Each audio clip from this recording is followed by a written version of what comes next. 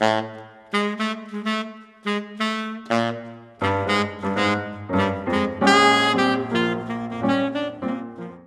Alexander. It's so great to meet you. I'm so glad that Arlette reached out and we were just talking beforehand. I listened to your latest album, Big Sounds. Amazing. Yeah, Big Sounds for sure. Thanks so much for being here. Well, it's a pleasure to be here actually with you in this cyberspace to talk about my passion for jazz, the legends, and of course the Big Sound album. Yeah, well, legends, Big Sound. As we were saying before, wow. Your sound to me is incredible. I listened to the first track. I'm like, oh my gosh, this is really good. I kept on listening and listening, and then we were laughing beforehand because I'm gonna Diplodocus. Did I say it right? Diplodocus? Yeah. Okay, great. Yeah. Okay, good. That track to me is so cool. I love that style. And for people, you're going to be very interested in getting this album because there's so much gold in this new album, Big Sounds. And Diplodocus I really like especially. We're going to talk more about this later, but it's got that Lee Morgan Sidewinder kind of groove to it. I love that. So I want to dip into a bunch of things. Many people in the States may not be totally aware of you, even though you've been playing for a long time, and you've managed many a jazz festival. You've toured all over the world. You played all types of styles. You come from a musical family. So what I want to ask is, I want to get into your background.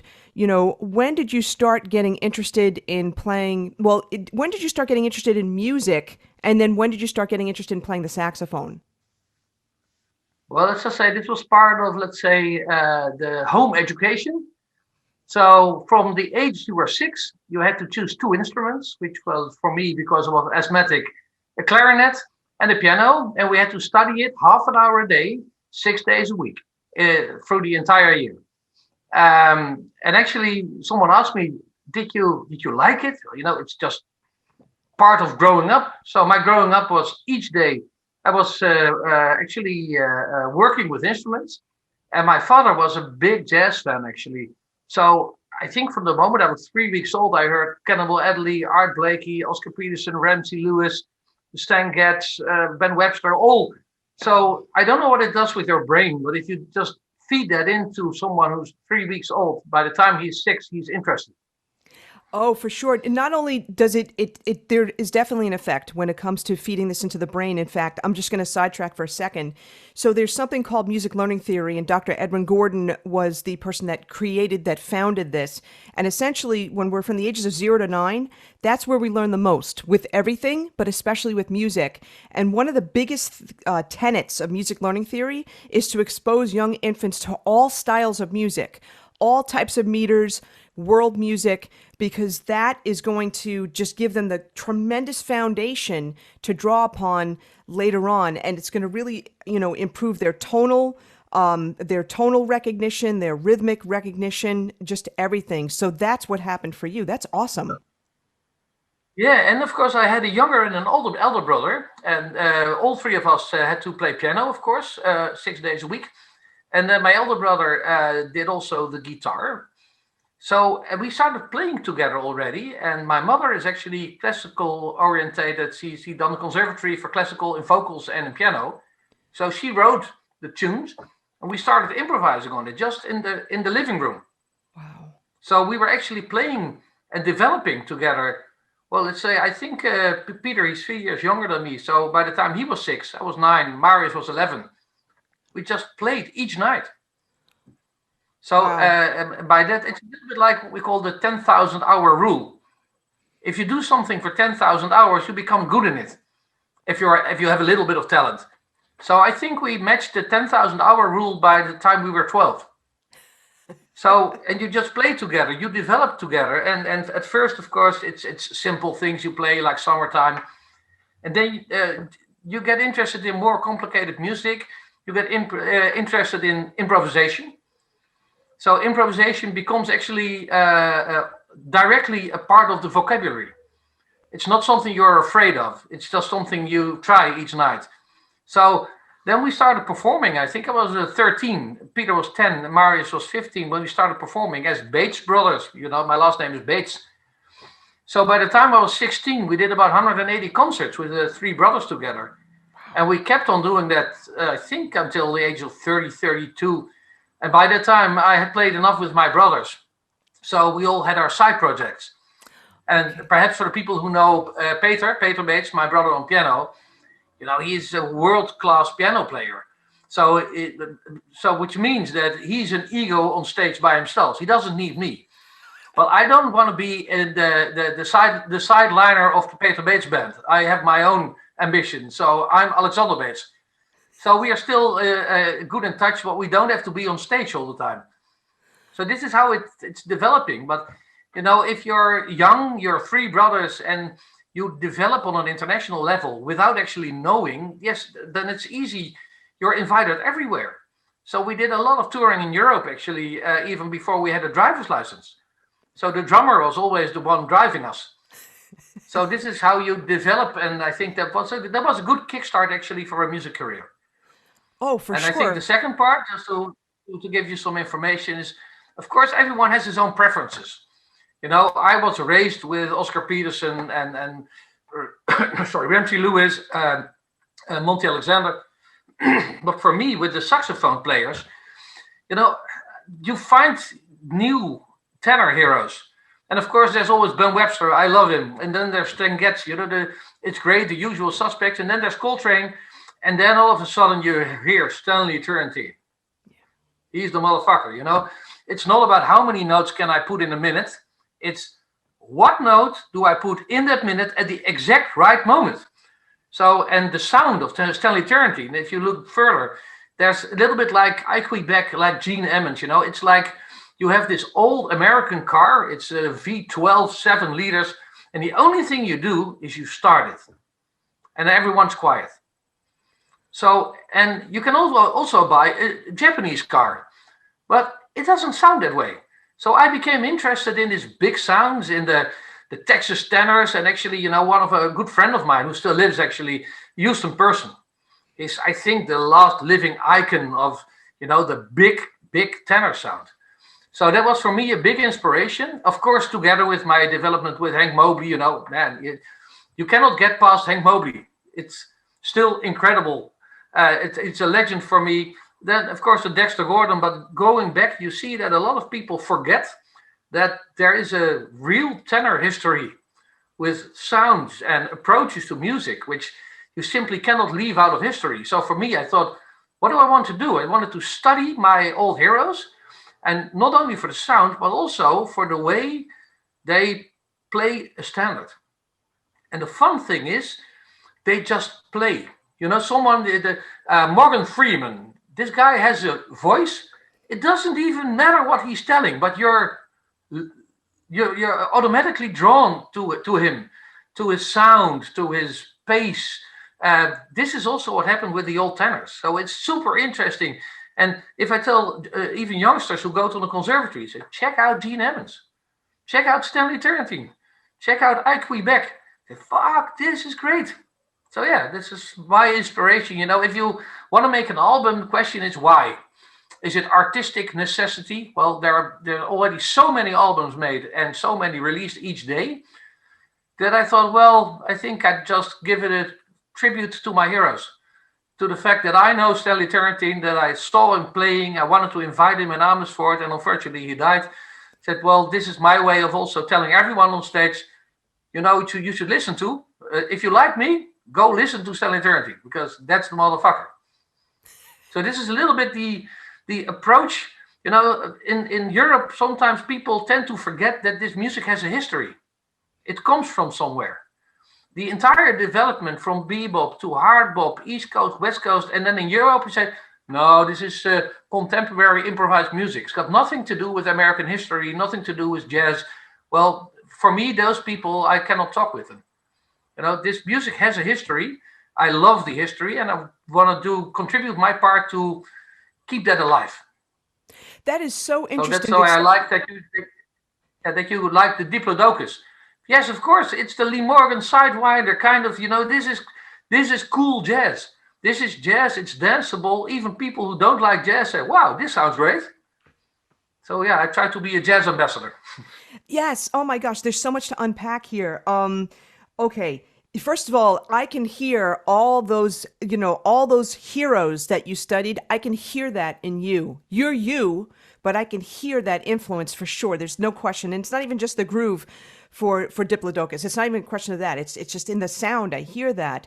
Let me ask you something. So let's for example, let's take someone like I Quebec, right? So, what are some, for people that may have not heard him, what are some features of his playing that stood out to you that you wanted to bring out, like when you honored him?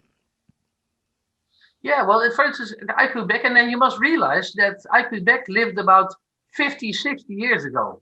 So we were talking a long way back. Yeah. And by that time, also in terms of technology, there was not that much. So, if it's got a reverb, of course, it's not a concert hall reverb.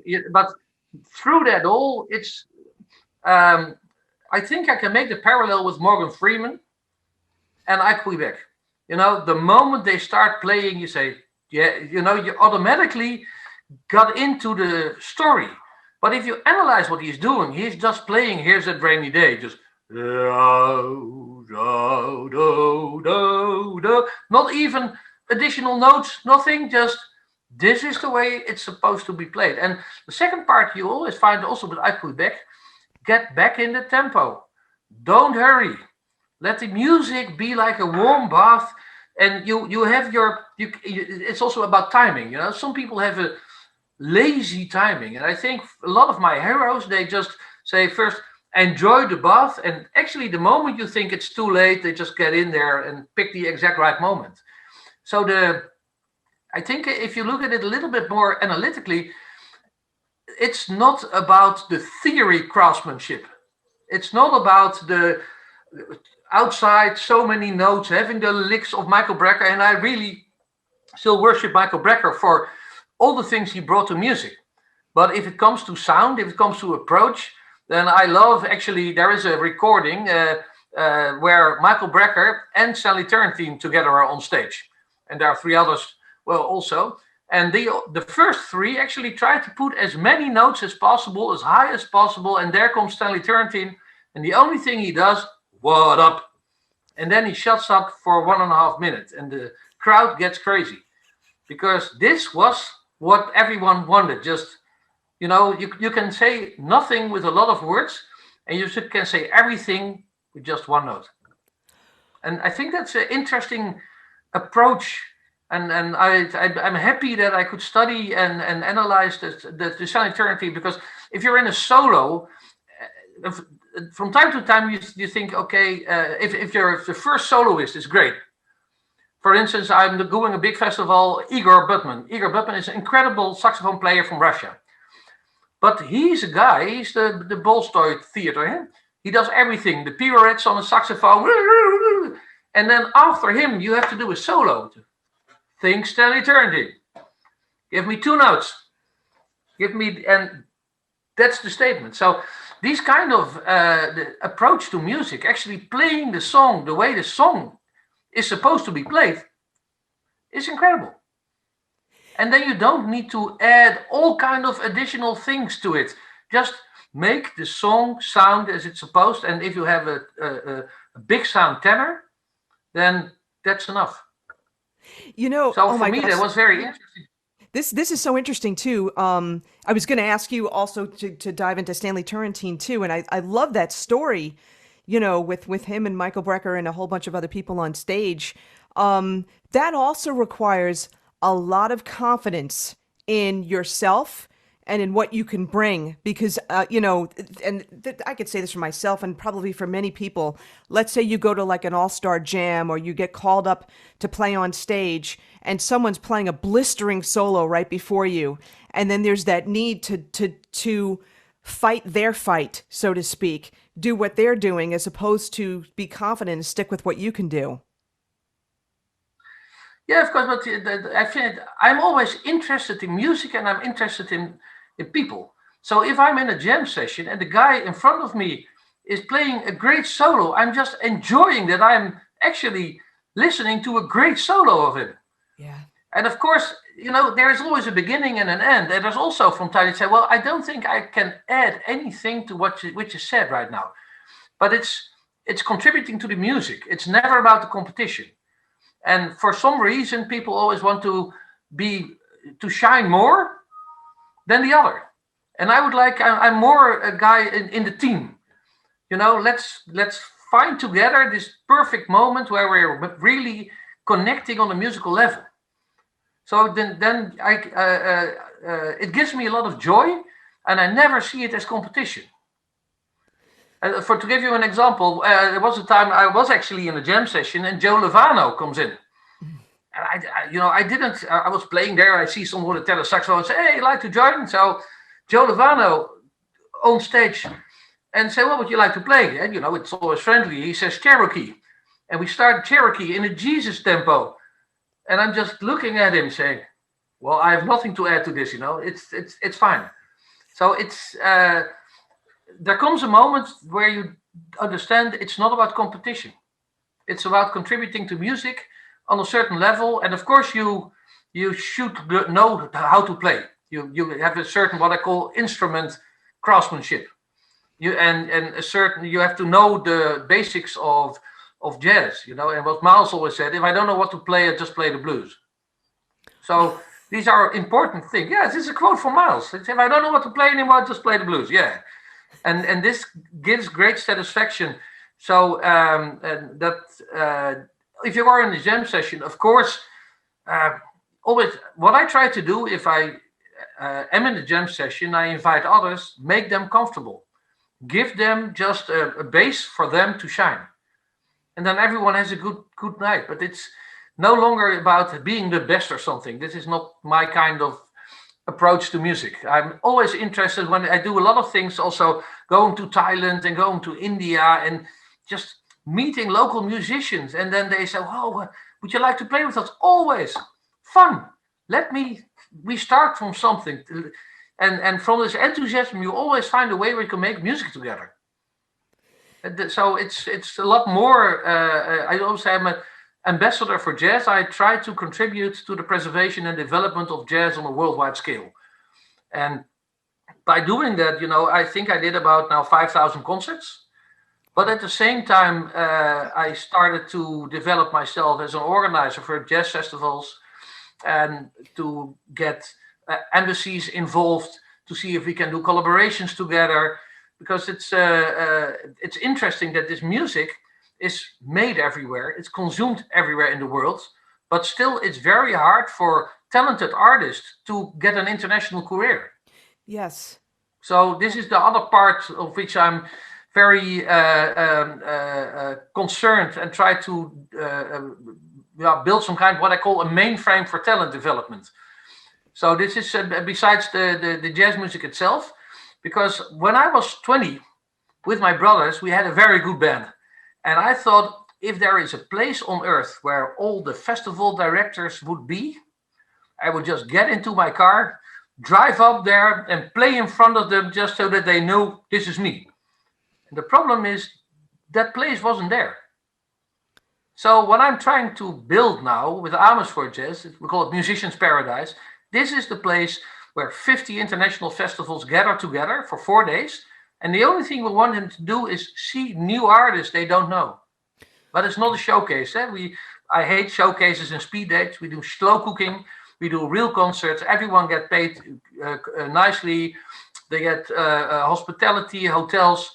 So actually, yeah, it's like building the dream for others. And that's also what I'm working on, of course, besides playing myself. But it means that I'm also invited a lot everywhere. This is fun. This is okay. This is great. So you know what? Let's go down this path for a second. And I did notice this, that you've done tremendous amount of putting on jazz festivals in your own country. But now and I saw your tour schedule. You've been in Thailand, India, all over the place. So can you talk about how you got into into directing these festivals and all that kind of thing? Have you done any, in the United States? Are there any, ideas for doing, well, after COVID, I should say, any thoughts about doing that after COVID? Just talk a little bit more about that. Yeah, so in the end, what you see are a couple of things. That in Asia, they love jazz music, but they don't know everything. So if you, for instance, go to Thailand, where King Bhumibol was a big jazz fan for his entire life. So the entire jazz population loves jazz, but they don't really know what the music is all about. So if you just come over there and you start collaborating with the musicians, then you see that they really appreciate it and they love to have international artists. So of course, if it's about ego, then I would go there every time myself and say I'm the headliner. But I'd like more building big bridges. So I said, what if I would help you to set up an international festival? Because I can give you the connections to Australia, to India, US, South Africa. So I helped them first to set up the Samui Jazz Festival, Bangkok City of Jazz we did, Bangkok Jazz by the River we did, and the Hua Hin Jazz Festival. So I'm helping them to set up their own festival. And I think that contributes more than just going over there and seeing it as a one-off where you go home with some money in your pocket. If there is a community who loves jazz, and to give you another example, in Mumbai, there is an organizer from Banyan Tree, and Mumbai used to have a great jazz festival, and that all fell down. And I invited this organizer to come to Amersfoort, and then he said, Alexander, would you like to curate for me the World Jazz Festival, but then in Mumbai and Pune? He said, well, I can help you. So I set it up for them, made an international programming with a lot of media. So we got a lot of attention. Everyone's happy now that it's back again. So, and the last example is Samui. Samui, a beautiful island. But if it's low season, 85% of all the rooms are empty. What if we would organize a jazz festival and we don't have a big fee, but all the artists, they can get five-star hotel, full board catering in their hotel. They don't have anything to pay and they just pay for the play at the festival. So I went up to the hotel association and I draw for them how you organize it. So for one reason, I don't know, I see connecting dots. Say, oh, well, if you put this all together, then it's simple. And then I bring an artist from South Africa to Mumbai, and let's say US artist, and European artist to Samui. So yeah, I think it's a talent, but I only want to use the talent if I'm able to play myself too. Because if I'm in a plane and I no longer have my saxophone with me, then it's a waste of time. Somewhere I'm now 53. Yes, I know I look like 33 now. So the idea is in your life, somewhere you find your mission. And, I teach at a music conservatory, career development for pop music. So Monday morning, very early, I have to get into the car. You know what makes me the happiest guy in the world? If I can listen to Cannibal Adderley at the Lighthouse for 1 hour and then come out and teach my children everything about music. So I think I've been infected with the jazz virus, and I accept now that I'm not going to have a career in business or pop music or anything. I contribute to jazz, and it's actually great because I've got a lot of friends and an international career all over the world. Now, let me ask you something. You had just mentioned that you teach career development courses and stuff, and you mentioned career development for like pop music and stuff like that. Did I mishear that? Because if that's the case, okay, no, this is all cool. This is great because the thing is that jazz has evolved so much from the days of like Dexter Gordon's and Stanley Turrentine's and like that was the pop music. Like Sidewinder was the pop music. Poinciana. I'm just thinking about some things off the top of my head, but that was the pop music of the time. Now the pop music of our time, and there's so much. I mean, you can't even categorize all this stuff. But many of my friends who are jazz musicians, it's different. I think about some of the Roy Hargrove songs that he created. Some of the songs that are coming out from my friends as well. It's much different than of course 50 or 60 years ago, and of course it should be. So when you're teaching that career development, to those artists, like what are some of the big things that you're talking about? Well, I think these are all pop musicians, 18, 19 years old, and they have this romantic idea about a career in pop music. So what I do in career development is make the landing not as hard as it would be otherwise. Because and there is a big parallel between jazz music and pop music. You can make the best music in the world, but then the phone still doesn't ring. So there are a lot of things. For instance, you have to identify structure of the music industry. A booker, a manager, a publisher, a record company, a label, a media partner. What do they do? What's their business model? How does intellectual property, copyright, neighboring right work actually? What are the organizations there? Contract analysis, what are in the contracts? What's regular? These are all kind of things. And then you have this teacher saying, what you should do? You should make a demo and send it to the programmer. There's this big basket by the programmer where everything is thrown in and no one's ever listening. So they're telling bullshit stories. So I'm trying to teach my students how the industry works, but at the same time building an artistic career. So it's if you want to make money in the music industry, get out of it, because it's the worst conditions ever. But if you're still in here because you love the music, then let me help you. But always from the point, I have students there who are totally in love with speed metal and death metal. There's a big parallel with speed metal and death metal and jazz. These are niche markets. So niche markets develop in an entire other way. So you have to make other analysis on the internet, online strategies, work on fan base management. So this is actually all the things I teach for my students, and this is fun. But at the same time, the conservatories in the Netherlands, they close the door for me. They don't want to hear what I have to say. Yeah, because this is practical stuff. It's there's someone out here, Ari Herstrand, who he's based in LA now, and he talks about a lot of these types of things. He has a book about the music business. He just updated it also. But he talks about artists and not necessarily needing the major labels, but making a career on your own. I think about Annie DeFranco, who was one of the first people that I know of that really was successful with this.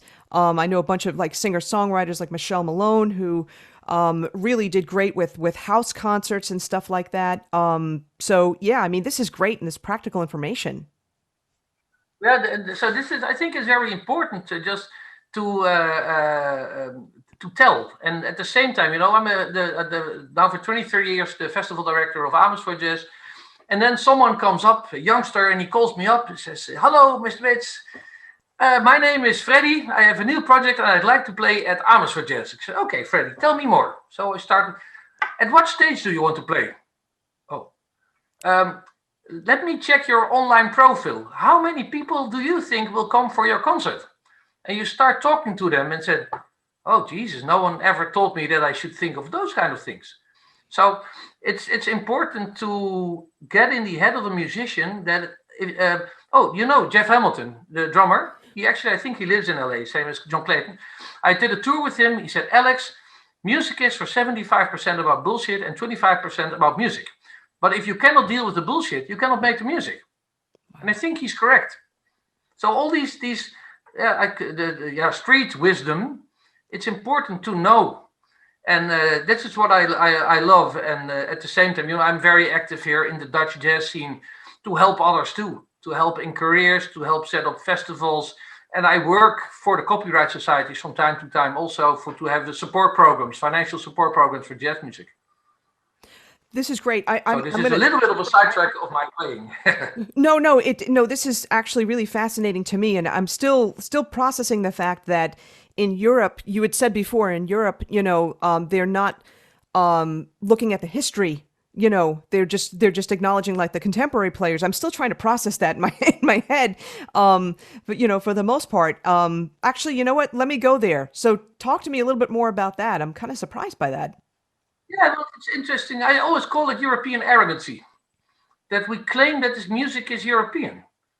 And this is also one of the reasons why when I was at Jazz Congress in Lincoln Center, I had some good friends over there. Said, "Alex, we don't want to use the word jazz anymore because it's stolen from us. We call it Afro-American roots music." So especially when you come to Europe and you see people like, "No, this improvisation comes from our classical end and it's got nothing to do with the history of jazz." And for me, this is pure bullshit. and European arrogance. And this is also why, on one hand, they want in the media, they only try to promote the most progressive contemporary music, where there is actually an audience of 0.5%. I'm an ambassador that I'd like to infect 90% of the population in Europe. So yeah, for me, it's strange to see that actually the term jazz is hijacked a little bit by Europeans, and yeah, I think this is a very strange and negative development. So with Amersfoort Jazz, we also say no, we acknowledge our history, we honor our legends, the living one. For this year, we invite John Clayton, but we had Maxine Gordon, the latest wife of Dexter Gordon, coming over. We had the wife of Ed Thigpen. We honor the history because this is very important to understand also where the music is and how the music should develop. But for one reason, I don't know what it is. If people are saying, well, don't tell them that it's related to the old history of jazz. Just say it's yours and it's free improvisation music and it's got nothing to do with the history of jazz. So for me, then that's where the story ends. There's no discussion possible. If you don't know in the end where Charlie Parker comes from and the development of hard bop and Art Blakey and Lee Morgan and the Cannonball, this entire development and Charles Mingus, Thelonious Monk, that is what brought this music to where it is now. And the fun thing is, for the festival I'm organizing, we get musicians and festival directors from all over the world. And in the end, our jam sessions are famous. They're very late, a lot of drinks, and then everyone's playing together from Israel to Australia to US. And what do they play? American history, the Great American Songbook. This is the reference for everyone. So yeah, this is important, but it's a harsh fight from time to time, that they say, no, this is you're only showing one side of jazz music. So this is a little bit my struggle to the European jazz and world music elite who claims that it all belongs to the Europeans. Wow. Okay. This is really fascinating to me. All right. Well, I'm gonna move on. I want to touch on something that you had said before, and I'd love to get your take on how you develop this. But you talked about, for sure, you have to obviously know how to play. You have to develop a certain level of competency, a certain level of technique on your instrument. You had mentioned, growing up that you and your brothers would be playing together in the living room, every night, all that kind of thing. But how did you start out? Like, did you start out, by reading a method book? Did your mom wrote out some songs, you said? Did you learn by ear? Like, how did it work for you? How did you develop your ears, your technique, all that kind of thing? Yeah, I think one of the big problems is that I developed my ears far before I developed my eyes for music. So, in the end, reading notes and everything, I can do it. But it's much easier just to say, okay, what's the riff? Okay, let me check. Okay, now I know. And you can ask me in 25 years and I reproduce it exactly in the same way. Yeah. So I'm a very auditive player. And this is actually what we all did. Because our reference was the songs we heard on the tape recorder. And okay, press play again. Yeah, oh, they're playing this. So you're developing together, but not from notes, not from books. I played jazz music long before I found my own original real book. And of course, the real book is great because then you have finally all kind of, this is also a nice tune. No, so you learn to widen what I call your standard repertoire with, the 500 standards. Everyone should know how to play in every key at every time, even when he's drunk. So this is how you develop. And the fun thing is we didn't know, our reference were our heroes.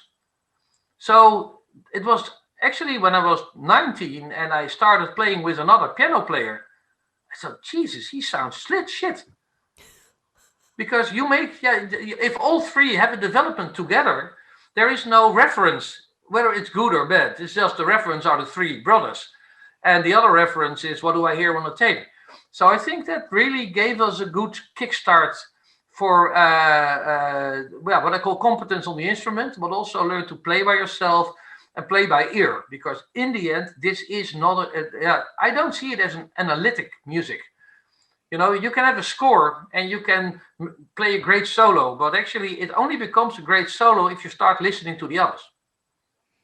And by that, you really should learn to use your ear, trust your ear, and also trust the others. That is always interesting if you see a band where there's one soloist and the rest of the band is playing the music of the soloist, and for the other three, it's just a paid gig. And there's no interaction. No, then there's no fun for me. Yeah, let me ask you something. For those people that are listening right now who, are adult learners, right? And they've never had the opportunity to study jazz and they feel like they could never develop their ears. What are some tips that you can give them that, to start with for like very beginner, I'll say beginner musicians and beginner improvisers? Yeah, but for instance, I never do -1. Yeah, you have these -1 tracks where they leave the saxophone out and then you have to play what's in the book. No, I do the entire track and just listen to it, try to play with it, and then try just to alternate. Take a piece like Black Orpheus or Blue Bossa or something just basic. And if you're more blues oriented, start with the blues and just try to copy. And I learned a lot. Studying legends is also copying legends. And if they have this kind of lick, say, hey, this is a great lick. I have to memorize that one for when I'm. So in the end, you just have your toolbox of about 200 licks, and one is from Hank Mobley, and then we go to Stanley Turrentine, and then we do a little bit of Ben Webster with it. So I think the first part is just doing it and trust your ears. So I did some teaching, but for a saxophone, I said, okay, just tell what's your favorite track. Okay, let's study the track, and then use your ears. Okay, what note is he playing? Okay, find it. No, higher. Yeah, yes, there it is. Okay, now we have a reference note, and well, it's higher. So if you just start from that point of view, you go and develop your ears. And what people tend to forget, and it's also the European way of giving music lessons. There are notes, Yeah. and reproduce the notes. And of course, it's a way of getting craftsmanship. But especially in jazz, it's got so much freedom that if you cannot trust your ears for the improvisation, then it's very hard. So you should develop that first. Yeah, I totally agree That with should you. at least be my tip. Yeah, what's interesting. You mentioned in Europe, the tradition is notes, right? Reading notes. It's true in America too when it comes to like public schools and stuff like that. And that's why many people don't trust their ears because they didn't have that kind of, background in terms of let's learn stuff by ear first, So it's just interesting, you're talking about this. Yeah, and if you can whistle a tune, you can play it. And otherwise, you just find the right, let's say, valves to connect with the note you want to play. And that's the most easy way to understand it. And I must say, if you can only, for instance, you love Dire Straits, you can make someone grow in 3 weeks' time if you can play that part. And if you start with the lessons, and we have to call it bluff, it's a wooden flute, we have to work on the wooden flute and then the note. Every joy of life is hit out of this child automatically with a wooden flute and 1, 2, 3, 4. There's no fun. Where at the same time you see a great development. You see children learning to play piano and saxophone. You know why? By YouTube. There's a guy saying, here, listen, this is how you have to do it. And okay, they fail 30 times, and the 32nd time it's like, hey, I did it. I have a sound. So this is an entire new way where there is an enormous treasure of information that you can just filter and pick your own tutor, so to say. And once you know how the instrument, it's a little bit like driving a car. If you have no idea how to drive a car, someone should explain to you what a steering and gearing works. But then from there on, it's freedom. You can choose. And if we would add more of this kind of freedom and coaching and saying, what would you like? I think we would have a lot more young children also getting enthusiastic for music. Also, not even just young children. I think anybody, just anybody. And let me ask you this because this is going to relate to the other area I had said beforehand I wanted to touch. You have an incredible sound. I love your sound. It is a big sound. That's so appropriate for the name of your album. Okay. But here's the thing though, like your brothers played, play bass, play piano, guitar, all that kind of thing, where, you tune your guitar. Yes, you have to have right hand technique, posture, all that kind of thing, but the note gets produced. Whereas on a wind instrument, you can't see what's going on inside somebody's mouth. So here's the conundrum for a lot of people. And I know this because I do teach all over the world, and I get people that have learned by themselves via YouTube. That the problem, lots of problems develop when they don't know how to properly produce a sound or properly form the embouchure or properly articulate. So how did you learn that? Did you have a teacher growing up, or how did that work for you? And what would you suggest for people that want to learn off of YouTube? The first, what I learned is, and that's a little bit strange, the wider the tip, the more control you have over your sound. Which means actually that, if you have just a C star, you cannot do anything with it. It's just one sound, and otherwise, and then it chokes, so to say. So I play an older model Otto Link 7-star, and then I have a Rico Royal 5 on it. And the Rico Royal 5, it's a little bit like powerlifting, but at the same time, for your body, it gets used to that. It takes you 3 or 4 weeks, and then okay, this is what it is. And now all of a sudden you can manage your sound because there's much more space between what I call the tip and the reed. And so you have the tip, and you have actually the volume, which you can use in terms of air pressure. And with that, you can really make a good sound. So a lot of them actually say, Jesus, guys, go and get a hard steel mouthpiece, a 7-8 star tip, and 4 or 5 reed on it. And of course, then it feels like you have been jogging for 2 hours if you have studied your saxophone for half an hour. But your body gets used to that, and I think this is a very important part. If you start with that, you can manage your sound. But if you at the end have just this a reed number 2 and a C star mouthpiece from Ebonite, you have already lost the game without even entering the competition. But that's assuming that's assuming though the person would have enough breath support and understand the control of the embouchure though. Of course, but having the embouchure and having the breath support, although it sounds strange, your body adapts to that. So and what you will see is once you've managed the big tip and the 4 or 5 reed, then you don't need that much breath support because you can manage it. You can manage also to make it smaller, to make it bigger, so to get into subtones and anything. But if you don't have this tip, then you always get into this, well, I call it, perhaps not in some disrespect, it's like a choking chicken, and you don't, so it's very hard to get a good sound out of it. Second part, which is very important, always study in front of a mirror or a glass, because that way you get the feedback of the sound which comes actually from your horn.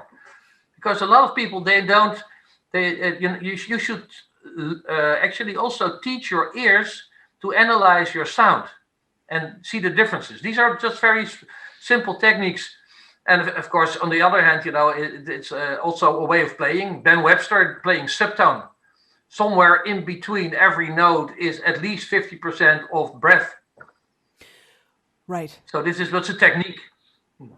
Right. That's true. All right. So let's going back to tone too, because there's something else I wanted to cover also, and I mentioned beforehand to you. In watching some of your videos and stuff, you play with the mouthpiece off to the side, off to you. I think your left side and stuff like that. And just talk about that for a minute. I don't know if anybody's ever tried to say to you, play dead center. What is that just where the mouthpiece fell for you? Does it feel right? Like, just talk to us a little bit about that. Yeah, the fun thing is when I started playing, actually, because I had some longer teeth, it felt okay over here. So I just started doing over there. And I had a teacher who didn't correct it. He said, well, if you feel it's okay like there, then let's keep it there. So it's always a little bit out of the center. And I think I had the luxury of having a teacher who didn't tell me there's only one way, but who just supported. He was a great guy. Just, I think from time we just listened to albums, and then he said, "Take the album with me at home, study, and then next week I'll analyze it with you." So, but it's correct that I play a little bit out of the center, but yeah, for me it's not a big problem actually. Yeah, I also play trumpet, as you can see a little bit in the background over here. And, there's like such a big thing, for the younger students in schools. Gosh, and I've judged competitions too, and they say, embouchure, it's got to be dead center. It's got to be, you can't have you shouldn't have the mouthpiece in the red part of your lips, but it's got to be a little higher up, and it's got to be dead center, and it's got to be not too down like a clarinet. It's got to be like the right angle. The problem is that people don't take into account everybody's got different lips, they've got a different jaw structure, different, oral cavity size, whether the teeth are cramped together, all types of things, teeth sizes as well. Some teeth, can be a little longer, a little more jagged, people don't take that into account, but the thing is that, hey, if that works for you and it's efficient, the most important thing is it efficient? If it's not efficient, then you change. No, that's correct. And of course, if you always have to keep up your embouchure. So I even in COVID times, 2 times a week, I was each night still studying there. For what? No international tour, nothing. So I studied for the album, of course, but just to get the embouchure going. Because if you there's one thing you don't want to do with no embouchure, start a concert of 2 times 50 minutes, because you're out after 15. And if your lips don't work anymore, then it becomes very strange. So then, yeah, let's get into this. So what is your routine, in terms of like, how do you, obviously you've gotten your tone from doing all that listening and all that kind of stuff, but what kind of exercises do you do to maintain your tone? Well, actually, for me, I check new releases, of course. I don't know if you know him, El De Gibri. He's actually he played with Winton from time to time. He's a tenor saxophone player from Israel. He just now made a beautiful album called Cliffhanger and a tribute to Mobley. And then I said, okay, let's study that and see what he makes of Mobley. But of course, then afterwards I study the original. Shit. And so I just every time try to study other heroes of me, and also try and getting out of my comfort zone. Of course, I'm not a Coltrane player, but I love playing Coltrane. But this is it's not my signature of playing. But it's at the same time and then going to Cannibal. It's great as a tenor player to study an alto player, because then all the licks don't work. But at the same time, they're brilliant. So you have to challenge yourself. I think that's important to really challenge yourself and in staying developed. That's why I said, okay, I'm not going to make one album. I'll make 3 in the end. And at the same time, keeping yourself busy with the music. But there's so much that's, for me, it's important that people try to forget there is so much history to study that I can become 200 and then I only saw 10%. Yeah. Trying to check out all Blue Note albums, Forgotten Heroes who are there, recordings, and from time to time I just put on a YouTube video of an old concert of 1960. It's incredible. Just study it and trying. For me, studying is copying and at the same time analyzing. And by that you get this big toolbox of approaches, of licks and of sounds. And this is actually what the painter needs. And then I say, okay, tonight I'm going to paint it, whatever I want. And this is my toolbox. And I think the last part is important. I always want to make music together. It should never be about me. It's about the fact that we as a band, and that can be just in any combination, make music together. So this is a little bit how so of course, it's if you are on stage with someone who who cannot play that well, it's a real hard night, because then it's very hard to get this joint reference. You know, if I was raised with a Peterson trio, Ray Brown at Thigpen, and you know that moment when it's like the flame is getting in there, and now it's burning. And this is what I'm always trying to find, this burning moment where the music lifts everyone up and lifts by himself. But for that, you need good players on the set. Yeah, and also who can communicate well with each other, and certainly no egos for sure. But let me ask you something. When you say so, like I study and I analyze. Can you dive into that a little bit more? What exactly are you studying, and what exactly are you analyzing? Are you analyzing the chords that they're using? Are you analyzing, how the lick fits within the chord? No, well, actually, I try to analyze their thought in the improvisation. I think the my heroes were never about reproducing, analyzing, and playing from paper. They were in that moment, and what's interesting, actually, it's like you can be in that moment again. Take Lee Morgan, Sidewinder, that by all means was probably a great sensation to be part of. And you hear them communicating, and you hear them also interacting on each other. That's what I find interesting. And by that time, then I hear him play this. Fuck, yeah, yeah. This is actually precisely what it should be. Why didn't I come up for that? So it's yeah. That's what I mean with studying and copying. And at the same time, what I told you, if you look out, I think it's called the Whistlers. It's the live concert with Stanley Turrentine and Michael Brecker. And it's Don Grolnick is the guy doing the production.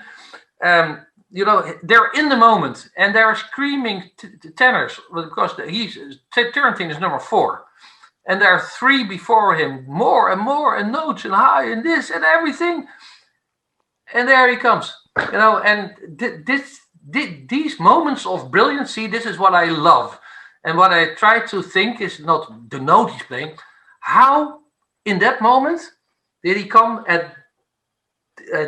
let's say, with this approach what the music needed, because it was exactly what the music needed. And at the same time, of course, take Cheesecake.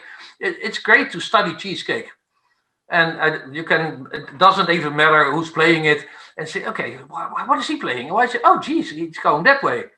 Oh, well, that's interesting. So, yeah, I think perhaps it's easy that I'm more a copycat, kind of copycat by ear and by technique, and trying to get into the head and the approach. I think that's the most important. That I never understood. I never really. I was never aware that, for instance, someone like Gene Ammons just plays the standard as the standard. But if you do it like that, then I get inspired. I think I get inspiration by studying. And it's of course you have to work on your technique, but you can do that. Of course, you can have these scales. Okay, wow, that is fun. Of course, I need to do that. And chromatic up and down and licks. That's of course this is part of the technique, but you get bored after 15 minutes.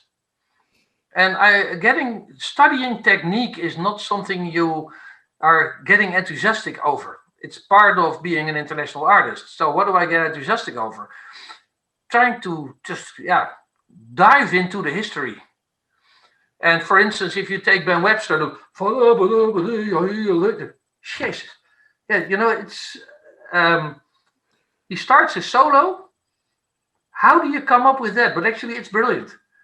And then I just memorized that, and probably somewhere along the line, perhaps you heard it. It was somewhere on my album. So it's just getting inspired by all these beautiful paintings which has been made together, and I have the possibility to just listen to them and develop myself with it. Yeah, so what I'm hearing, and this is really great. What I'm hearing, yes, you're working on your tone, and your tone is informed by all those years of listening, and from being very young to up to now. technique, yeah, you do your scales, you do your chords, you do your arpeggios. But that's not the be all end all. You need that because that's like your vocabulary letters, so to speak. But what Yeah, really informs your practicing is, okay, today, what picture am I going to paint? Okay, let's say it's Gene Ammons, and so then you yeah, put yeah, on the record, and then because your ears are so developed, though, this is what do you call it? I want to say easier for you, but at this point in your life, yes, it's definitely easier for you. I'm just thinking about people that are struggling with their ears and stuff like that. I think it's just a question of, and you kind of said this before, just do it. It may yeah. take a while to, it takes a while to copy people, to transcribe people, but that's how you really learned your technique, is through all the transcription. And I'm going to Yeah. probably assume you never wrote anything down. You just have it up here. You just have it in your head. Yeah, and then I hear something. Geez, how does he do that? Okay, back again. One, half time. Okay, stop. One. Ah, shit. This is how it. So this is also a way of developing. I had one tip actually, which is important because I think most of the saxophone players don't know this, but and probably perhaps even you don't know it. If you want to have a direct good sound on your sax, you should always get your reeds in the water all the time. And yeah, I put some vinegar in because otherwise the water gets dirty. But normally, if you put some vinegar in, then it leaves also all the grease out of it. So for people at home, otherwise, first 5 minutes you're trying getting to wetting your reed and trying to find a sound. Well, if you just hold it up to the water and make codes on them. I have, let's say, a plus. So I have different codes because it's the sound is not only just a reed. It's the reed, it's the mouthpiece, it's the horn, but it's also where you are. So a reed number one could be great in a concert hall and can sound shitty in another place. So it's always interesting to have, let's say, the toolbox of good reeds. So I code them all, I check them, and then keep them in the water all the time because you can put it on and you can play directly. But I'm happy, Donna, that you know that too. Oh, yeah, yeah. Listen, wait, give me 1 second. Hold on.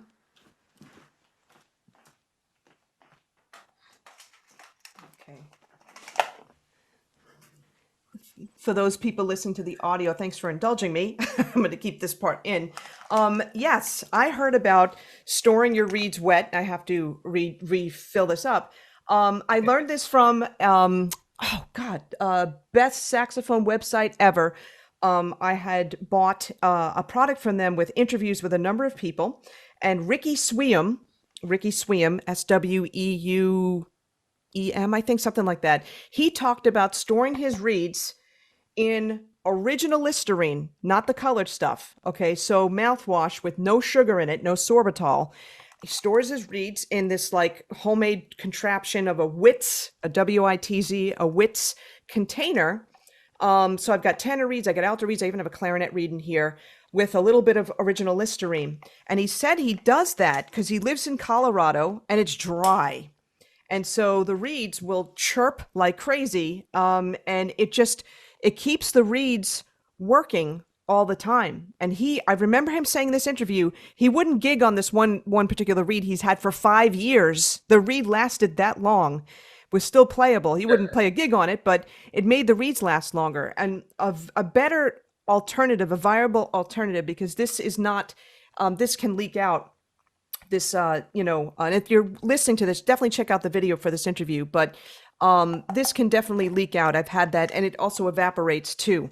But I would absolutely, and I've interviewed John Mackey from Rejuvenate. And Rejuvenate is basically this container that, is sealed really well. Nothing leaks here. You got a lanyard. There's even a magnet in here to put it against your stand. But it can hold up to 3 reeds. And there's a sponge in there that you can soak with original Listerine. Again, original Listerine. I tend to fill this up because in California, it's gotten drier and drier. But I tend to put, maybe maybe a half inch or so of original Listerine in there. And I store my reeds in there. And the great thing, and you just said it, you could pull out your reed and play it at any time. You don't have to worry about wetting it, and it keeps it in one state all the time. So it's less wear and tear on the reed, and it makes the reeds last longer. So I'm so glad you mentioned that. And you reminded me, of that too. I think the Rejuvenate, and I'll make sure I put a link in the show notes for that as well. And I'll also send you that link too if you're interested, unless you have your own contraption or something like that. But I think it's Well, great. actually, I had two young children, and whenever they got to school, they've got this maple box where they put the milk in, and it's great. So I have one from Finding Nemo and one from Cars, actually. So they always look very strange. What do you do with that on stage? Well, my reeds are in there. I love Finding Nemo. Oh my God, that's awesome. Well, listen, thank you for sharing that tip. That's awesome. That's great. Now let's get back to the new album. Okay, so when did that new album, or is that new album coming out? How can people reach you? How can people buy it? How can people download it? Well, let's first start with presenting an album. A CD album is a little bit like doing something prehistoric. Yes. So I think from the 15th of October, it's released official, and you can just listen to it on Spotify without any problem. So do that. That's fine. And at the same time, if you want me to send the album or anything else, you just type in Alexander Beets, and Alexander and then Beets is Beets, and every website there links to me. And you can order it there, or just come to the Netherlands to the Amersfoort Jazz Festival. You get a signature on it. So That's awesome. the ambition was to make it at the same time. So I thought, well, I'll just make a CD out of it. Actually, I also wanted to do vinyl, but vinyl at this time has a delivery problem for 5 months right now. Oh wow. But so for everyone, just on all the usual places, but the most consumed is Spotify in Europe. And I know what's it, Amazon in the US? No, actually, in the Where do you? U.S., Spotify also. Most people are on Okay. Spotify or Pandora. Amazon also, to a certain extent. I am old school. You're gonna laugh at me, but the other day I found this awesome record store in Claremont, California, and Rhino Records. Actually, I'm saying this out loud because they had a great. Well, it was a record store. It was big, and they had a great used CD section. So I found. I've been looking for this forever. Let me just pull this out. Give me a second, because there was a Dexter Gordon version, a Dexter Gordon tune called Jelly Jelly Jelly.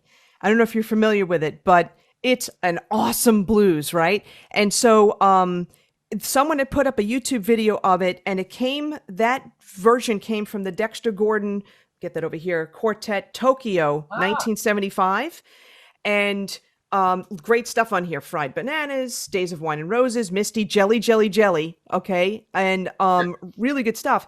Anyway, that video was taken down of Jelly, Jelly, Jelly. And I always would refer my students to that video to transcribe if they want great blues vocabulary. So I'm in that shop in Claremont, and I see Dexter Gordon Quartet Tokyo, and I was like, "Oh my God!" I was all over this, and I'm so happy right now. I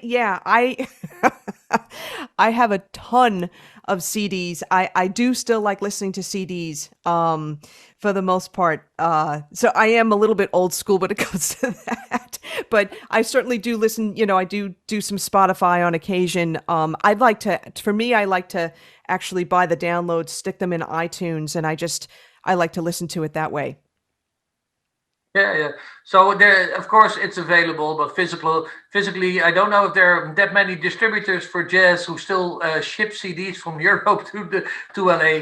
But it will be, of course, available. But let's say if you make it easy, for me, it's most important that it's there, and that it's a reference to my old heroes, and that I had a lot of joy making it. Yeah. Process, the studying, being in the studio, looking for the original sound. You have to find a sound which is somewhere in the middle of I Quebec, great, but too much reverb. Gene Emmons, Stanley Turrentine, and so you can make your sound, because 99% is the sax sound. But how do we go with on reverb? How would we go? So it's interesting to find the sound you want to put on the album. So I just had reference albums also from Lee Morgan. You say, okay, and that piano is like that, bass is like that. So it's like a big journey, which I loved just following in getting the album the way I wanted it to be. So I'm very happy with it. Yeah, and I'm sure, again, you briefly mentioned COVID, and that was something I was going to ask, like what were you doing during COVID? But it was this, so I was doing all that research, I'm sure. Let's just say we can all cry over COVID because it really gave a big smash on the international jazz scene. So, yes, I saw my tour to Thailand, India, South Korea, South Africa, Serbia, and Colombia were all out, apart from all my other concerts in the Netherlands. And at the same time, yeah, okay, I think that being a jazz musician means we can adapt to reality immediately, be creative, improvise, keeping ourselves busy. So in that way, I still think that it brought some good things too. And now making an album, actually having the time to do the research, and well, hopefully there comes better times where I can just visit you in LA or anything, and I think that's interesting. And what I did in COVID also was already trying to see what are we going to do when we get out of this mess. Yeah. So, for instance, John Clayton, the bass player, legendary bass player, I think he actually lives in LA. And I'm inviting him as our living legend to come to Amersfoort to play with the next generation, but also together with my brother Peter to do a tribute to Peterson and Monty Alexander. So yeah, I just keep myself busy all the time, and so I don't think there's any moment during COVID that I was really depressed. You always get yourself motivated to go on and on and on. Yeah, okay, I'm curious though because you're producing all these festivals and stuff like that. Especially now when, we were starting to see the light at the end of the tunnel for COVID, and then now things are slowing down again, concerts are getting canceled. That's hard to take emotionally, financially, and all that kind of thing. How are you dealing with that now? Yeah, okay. There are always people who are much worse off than we are. Yeah. That's And at the same time, we still have our music. And I think that if you, of course, live playing, there was no live playing, and everyone is now talking about the fourth wave and all kind of shizzle. Okay, at the same time, for me, I think we should be blessed that we can make the music, that we still have, let's say, a way out, even if it's just for hobby purposes or something else. It's like you can, with music, you can imagine. And if the world is not that nice now, you can imagine a world where it can be much better. So, for me, I think everyone got a financial hit, and I think the international jazz scene is hurt very badly. And I feel more and more motivated also to help my partners worldwide in Thailand, in India, in Australia, South Africa to build up again. So I'm organizing the World Jazz Conference now for the second time. The first time, Winter Marsalis was the ambassador. It's the 22nd of October. And there we're going to actually talk about what's happening at Lincoln Center now, and what's happening with jazz in US and we're in South Africa and Europe, and how can we learn from each other in support programs, because financial support programs. And for instance, South Africa, which is a very poor country, they had a mobility fund for concerts, and they rebranded that so that all the venues could now stream the concerts of all the artists. So they built an entire new, let's say, concert network online. So these are great best practices, and if we can just help. So this is actually my mission for now, to see if I can help rebuild the global jazz structure. And of course, whatever we can with Amersfoort, we will. Yeah, this brings up another point too, and I know a lot of my friends had done a lot of live streaming of concerts, through various tools online. And even like the Baked Potato in here in LA, they were also having artists come in. They would perform, no audience, but they would live stream it, and people could purchase tickets. Then they could also purchase. This was very smart of them. They could also purchase the replays as well, and that was was an income stream. It kept that club going because it's a well-known club out here. Do you foresee? You mentioned South Africa doing something, something along those lines too. But do you foresee that as being something very viable to people over the world for the future? Because I'm thinking, once we start getting back to live festivals, if people also continue that stream of live streaming as well, you're going to be able to catch people. People. I could watch a concert that's in South Africa that I never would have known Yeah. about and reach people that would never would have known about jazz. That is exactly the vision. That this crisis brought us all the possibilities the online has for jazz, because jazz music is consumed over the entire world. Yeah. So if you have a great concert in LA, why shouldn't there be someone in the Netherlands or in South Africa and Australia? And now I come to my point. If we have the festivals as partners, which means for Amersfoort Jazz Festival, our stream is promoted also through our partner in Australia, in India, in Thailand, in South Africa, in Colombia, and in the US, which means that the audience we can reach is all of a sudden, let's say 30, 40 million jazz lovers. Yeah. So yeah, there are also some benefits from this point that we because we couldn't play live, we started to explore the possibilities of online. And the fun thing is, for jazz music, it's a world music. So it's made everywhere in the world. So yeah, it will have a great potential. Yes, it's actually pretty exciting, I think. Because in times of crises, so like in the US in like 2008, 2009, the financial crisis that we had here, some of the most prominent companies of today, like Uber, I think even Spotify, those companies came out of that recession. Great ideas tend to happen. We tend to, as this is fitting, we improvise and we adapt and we change things up. I think that I think the world of online recording has gotten so much better, exponentially so much better because of what we went through with COVID.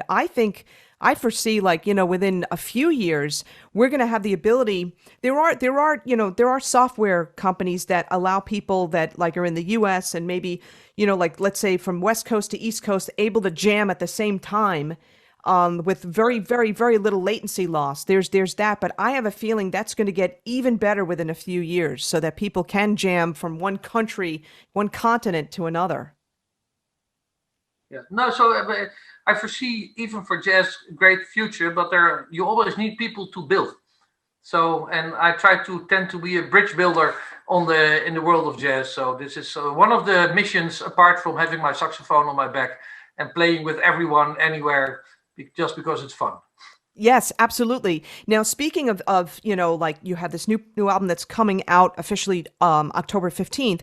What other performance projects do you have lined up? Well, of course, one is I have the quintet, and the moment we can do international touring, I have invites laying open. The moment borders are opening up, then we do the international tours, which is invite for Australia, Thailand, India, South Africa. They're already there, and even also we are talking about the US and South America part. Apart from that, yeah, I'm a pretty famous artist in the Netherlands, so I'm on stage 70, 80 times a year. I do big theater shows where we have the jazz clubs, and of course I do the Amersfoort Jazz Festival and I do the Leuze Jazz Festival. So yeah, I have enough to, and I've generated enough work, so to say. Okay, that's great. And for the festival that's in your country, is it going to be happening this year in 2021, or are you looking at next year? Well, we just did 11 days of Amersfoort Jazz, Oh, because yeah. normally we organize 4 days, and we said, well, that's not possible because of COVID. Why not make it 11 days? So we presented more than 40 international albums for that. That was fun. We're doing an online festival with John Clayton, Igor Butman, the 22nd and 23rd of October. And then next year, we are going to be physical for 11 days, end of August, starting from the 15th of August at Amersfoort Jazz. And let's say every musician who's played there, they say this is musician's paradise. And with that, I mean that it's a great, we're talking about history, music, legends, they're great jam sessions, they're great concerts, and everything is free or almost free of charge. Wow. Okay, that's incredible. And I'm gonna have to get the spelling of that and perhaps a link as well. And you know what? Also, I'd love to get to if you could send me the World Jazz Conference, if you have a link, that would be available. I will invite you. It's not a problem. But I will do that. I will let Arlette do that. Yeah. Yeah, and then what I'll do No is problem. I'll put this in the show notes on our website, saxophonepodcast.com, so this way people can absolutely access this. Listen, Alexander, this was awesome. I am so glad to have met you and to talk with you and just kind of dig into your mind and think, get your thought processes on things. And really, I love the new album. I think it's great. I think everybody should absolutely check it out. And we'll put links, like I said, in the show notes for this podcast. Thank you so much, Alexander. Oh, absolutely, Donna. It was a pleasure being on your show. So anytime, just let me know. And good luck with all your listeners. Thank you.